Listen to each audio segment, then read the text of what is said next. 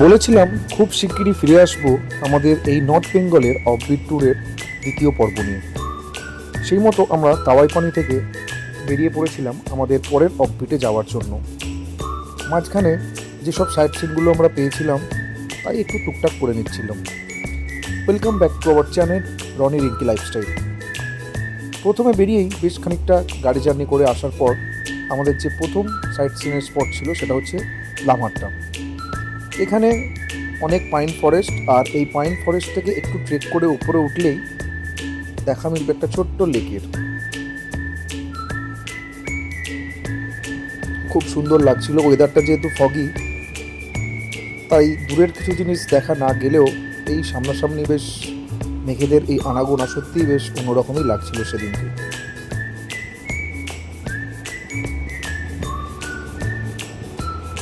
শতাব্দী ওমকে নিয়ে নিচেই ছিল, আর আমি, টিকি আর অনুষ্কা আমরা ট্রেক করে উপরে উঠেছিলাম। এই যে ওখানে ওরা বসে আছে, আরেকটু আমাদের উঁচুতে উঠতে হবে, তবেই সেই লেকের কাছে আমরা পৌঁছাবো। এরকম ঘন জঙ্গল পেরিয়েই আর এরকম চারিদিকে এত পাইনের গাছ দেখে আমরা আস্তে আস্তে উপর দিকে উঠছিলাম। খুব বেশি ট্যুরিস্ট এই ওপরে আসেনি, আমরা অল্প কিছু জনই ছিলাম। বেশ ভয় ভয় লাগছিল, এরকম ঘন জঙ্গল, আর এরকম জঙ্গলে তো জোঁক তো একদম ভর্তি আছে। তো যাই হোক, আমরা তারপরে আরেকটু ওপরে উঠে এই ছোট্ট লেকের দেখা পেলাম। অতটা কিছু পরিষ্কার না হলেও এরকম একটা উঁচুতে এরকম একটা লেক বেশ ভালোই লাগলো। লেকের জলে এরকম পাতা পড়ে লেক তো পুরো সবুজই হয়ে গিয়েছিল। তো এখানেই আমরা খানিকক্ষণ সময় কাটিয়েছিলাম, আর পোজ দিয়ে কিছু ফটোও আমরা তুলে নিয়েছিলাম।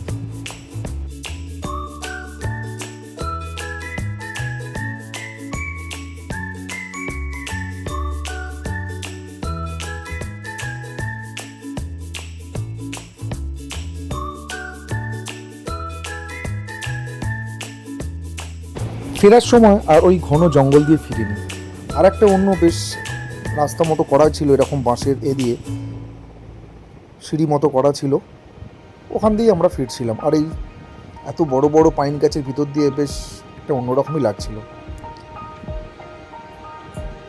এখানে দেখলাম বেশ কিছু টুরিস্ট ওপরে উঠছে আস্তে আস্তে। আমরা জঙ্গল দিয়ে ট্রেক করে এসেছিলাম, কিন্তু এখানে এরকম সিঁড়ি করাই আছে, তাই ফেরার সময় এই সিঁড়ি দিয়েই আমরা নিচে নেমেছিলাম।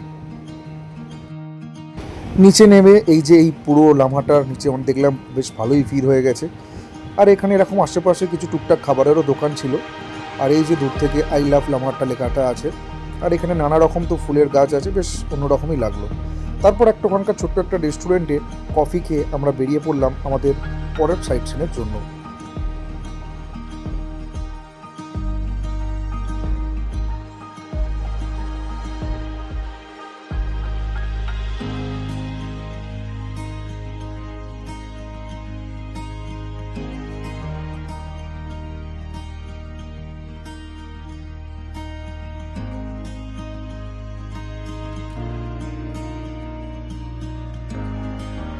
বেশ খানিকটা গাড়ি জার্নির পর আমরা এলাম আমাদের পরের যে আমাদের সাইট সিন লাভার্স পয়েন্টের দিকে।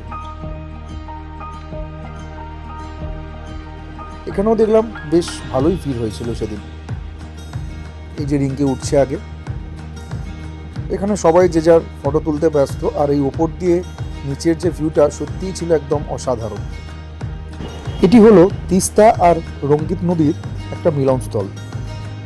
এই যে নিচেটা সত্যিই খুব অপূর্বই লাগছিল দেখতে। এখানেও বেশ কিছু আমরা অনেকটা টাইম কাটিয়েছিলাম, আর কিছু ছবিও আমরা তুলে নিয়েছিলাম। সত্যি বেশ জায়গাটা মনে থেকে যাবে। আর এইরকম কিছু ছবি তুলেই আমরা টুকটাক কিছু খাবার, যেমন ছোলা মাখা, মোমো, আনারস, এসব নিয়েছিলাম গাড়িতে টুকটাক খাবো বলে। সেই খেতে খেতেই আমরা বেরিয়ে পড়লাম আমাদের পরবর্তী স্পটে যাওয়ার জন্য।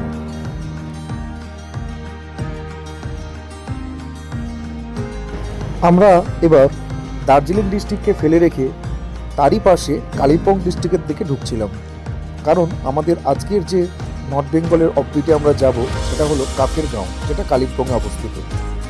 এরকম বাঁদিকে পাহাড় আর নদী দেখতে দেখতে বেশ ভালোই লাগছিল। আমাদের গাড়িতে সব মিলিয়ে ওই 4 থেকে 4.5 ঘন্টা মতো লেগেছিল, যেহেতু আমরা টুকটাক সাইট সিন করছিলাম, টুকটাক দাঁড়িয়েছিলাম, সেই কারণেই। আর ওয়েদার ছিল সত্যিই বেশ সুন্দর, মেঘলা থাকা সত্ত্বেও বেশ রোদের মধ্যে আজকের এই দিনটা ছিল সেদিন খুবই মনোরম।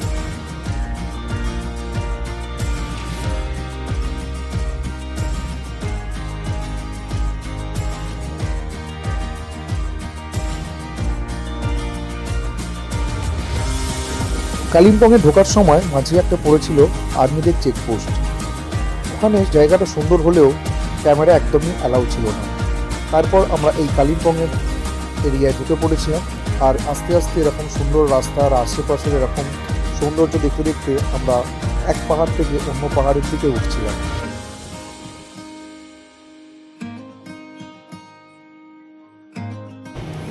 হঠাৎ মাঝখানে দেখা হয়ে গেল এক ফুচকাওয়ালার সঙ্গে। পাহাড়ে ফুচকা মানে তো বেশ বুঝতেই পারছো, তাই সবাই মিলে আমরা নেমে পড়লাম একটু টেস্ট করার জন্য। ফুচকাগুলো রেডিমেড ছিল, কিন্তু আলু মাখা আর জলটা এতটা গাড়ি জার্নি করার পর বেশ ভালোই লাগছিল সকলের, তাই আমরা সবাই মিলে নেবে ফুচকা খেয়ে নিচ্ছিলাম। এখানে ছিল 20 টাকায় 4 পিস মতো ফুচকা। ছোট্ট অমো কিন্তু ফুচকা দেখে নেমে পড়েছিল, আর সেও বসে বসে আমাদের সঙ্গেই ফুচকা খেয়ে নিচ্ছিল। তো যাই হোক, খানিকটা রেস্ট নিয়ে এখান থেকে আবার আমরা বেরিয়ে পড়লাম আমাদের আজকের যে সেকেন্ড অফবিট প্লেস কাফের গাঁওয়ের দিকে।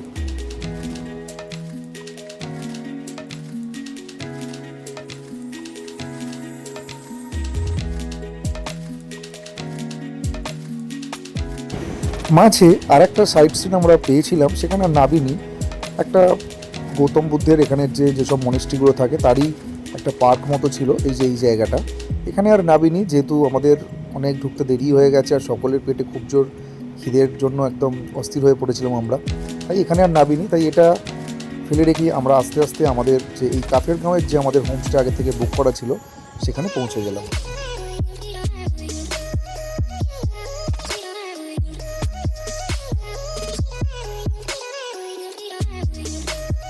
পৌঁছানোর পরেই শুরু হলো মুষলধারে বৃষ্টি।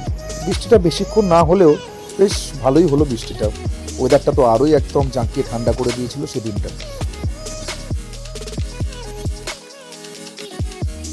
তারপরে একটু এরকম এবড়ো খেবড়ো রাস্তা পেরিয়েই আমরা পৌঁছালাম আমাদের আজকের এই কাফের গাঁও হোমস্টেতে। হোমস্টেটা একদম যাকে বলা হয় সত্যি একদম যেরকম আমরা অনলাইনে দেখেছিলাম সেরকম, সত্যি খুব সুন্দর সাজানো গোছানো আর বেশ ভালোই ছিল। আর যেহেতু বৃষ্টি হয়েছিল তো বেশ ভালোই নেবে তখন সেদিনটা ঠান্ডা পেয়েছিলাম আমরা।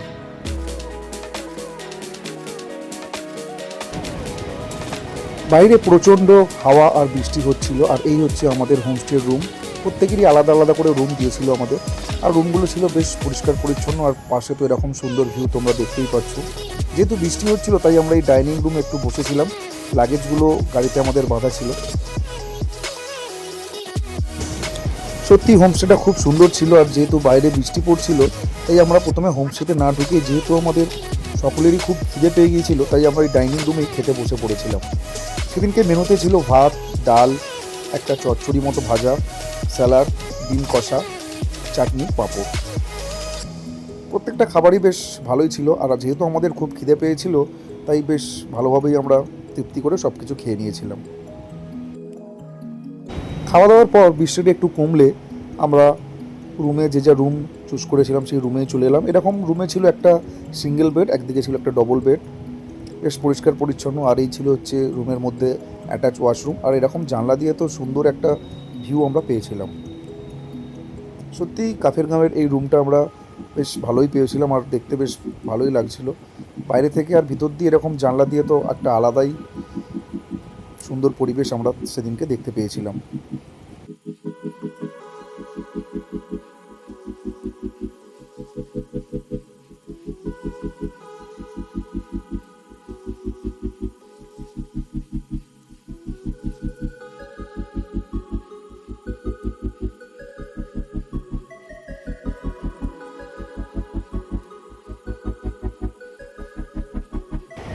বৃষ্টি পুরোপুরি থেমে গেলে লাগেজপত্র সব রুমে নামিয়ে এই একটু বাইরেটা ঘুরে নিচ্ছিলাম আমরা। আর এই হোমস্টেরই পাশে এরকম একটা ব্যালকনি মতো করা ছিল একদম পাহাড়ের ধারে, আর এইখানটা দাঁড়িয়ে চারিদিকটা এরকম সুন্দর পাহাড়ে ঘেরা পরিবেশ বেশ একটা অন্যরকমই লাগছিল। আর তার সঙ্গে যেহেতু হাওয়াটা দিচ্ছিল, তাই আমরা বেশ ঠান্ডাও বেশ সবাই ভালো অনুভব করছিলাম। এই যে এরকম একদম দাঁড়িয়ে এই যে সুন্দর ভিউটা, ক্যামেরায় ঠিকমতো বোঝানো না গেলেও সত্যিই বেশ মনের মতোই একটা ভালো হোমস্টে আমরা পেয়েছিলাম কাপের গাঁওতে। তারপর একটু রেস্ট নিয়ে ফ্রেশ হয়ে বাইরে বেরিয়ে দেখি হোমস্টেটা এরকম আলো আঁধারি পরিবেশে বেশ ভালোই সেজে উঠেছে। এক অন্যরকম সেদিনকার রাত্রের অনুভূতি আমরা পেয়েছিলাম। আর সেই রেলিংয়ে দাঁড়িয়ে এরকম সাইডের যে আরও যে পাহাড়গুলো আছে আর সেখানের যে লাইটগুলো জ্বলছিল, বেশ একটা অন্যরকমই লাগছিল সবারই। আর যেহেতু সেদিনকে বৃষ্টি হয়েছিল, বেশ রাত্রিটা বেশ ভালোই ঠান্ডা ছিল।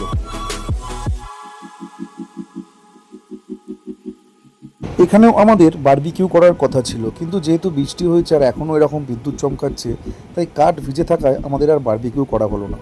তাই রাত্রে আমাদের যে ডিনার ছিল রুটি আর চিকেন কষা, চাটনি আর স্যালাড, এটাই আমরা বেশ খেয়েছিলাম। আর রান্নাগুলো প্রত্যেকটাই খুব সুন্দর ছিল, সঙ্গে আলু ভাজাও আমাদের দিয়েছিল। এই খেয়েই আমরা একটা সুন্দর ঘুম দিয়ে পরের দিন সকালে উঠে পড়েছিলাম। আর সকালের দৃশ্য তো বেশ আরও অন্যরকমই লাগছিল। পাহাড়ের পরিবেশ মানেই তো একটা আলাদাই আনন্দ, আলাদাই অনুভূতি। তাই সকালবেলা দাঁড়িয়ে বেশ এই রেলিংয়ে দাঁড়িয়ে বেশ অনেকটাই সময় এখানে কাটিয়ে নিয়েছিলাম আমরা।